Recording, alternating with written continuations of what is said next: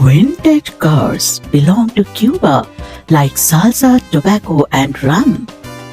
If you watch the traffic in Havana, you often feel like you have been taken a good 50 years back in time.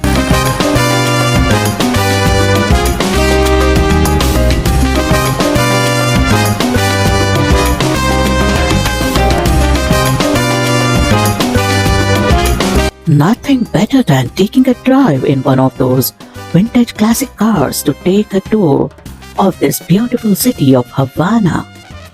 So we hop on to one of them and take a drive with our guide as we explore this amazing city. As we drive through the city, let me give you a bit of history around as to why we find so many vintage cars in Cuba till date.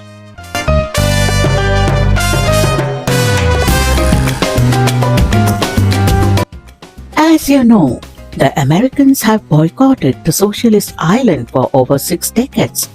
Ships are not allowed to dock in Cuban ports. Companies doing businesses with Cuba face American sanctions. So much so, even our credit cards issued in outside countries do not work in Cuba. We had to take sufficient cash with us for our visit.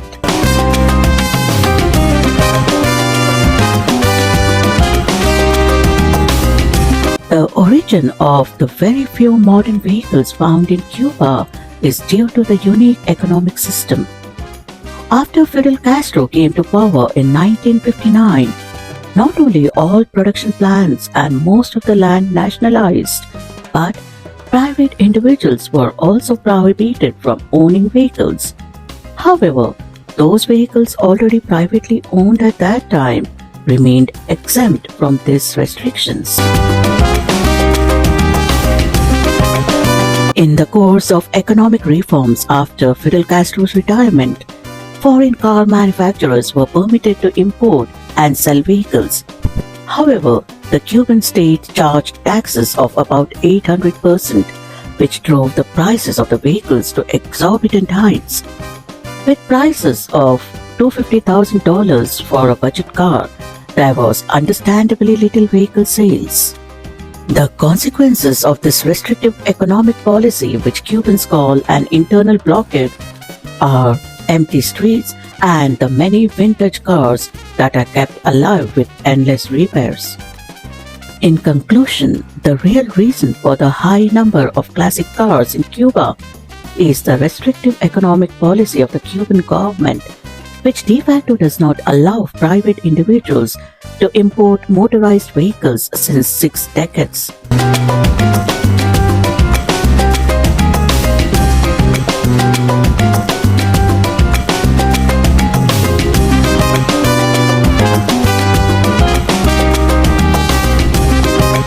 Most of the classic cars have been operating for decades as shared cabs, making them an indispensable part of the Cuban passenger transport system, which is too often disastrous due to the lack of vehicles.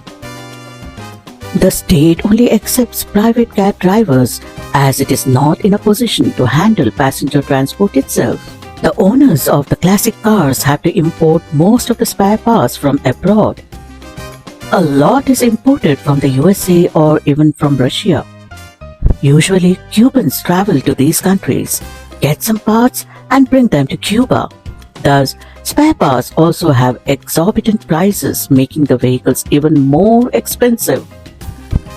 Another consequence of this policy is the inefficiency results in high transportation costs. Many Cubans, especially in Havana, have to spend a significant portion of their income on transportation. This is compounded by hours of waiting for a vehicle. In many other cities, however, horse-drawn carriages still dominate local public transportation.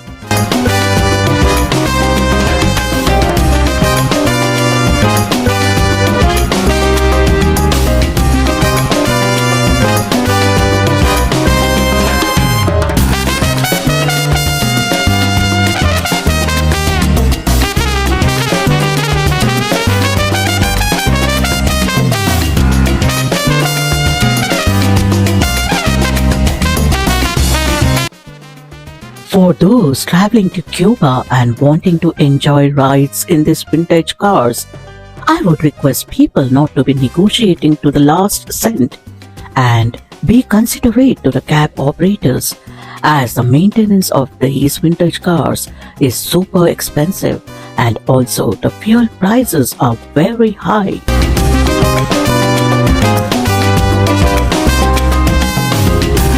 Hope you enjoyed this drive with us through the streets of Havana. Stay tuned as we bring more facets and colors of Havana in the upcoming videos from our tour.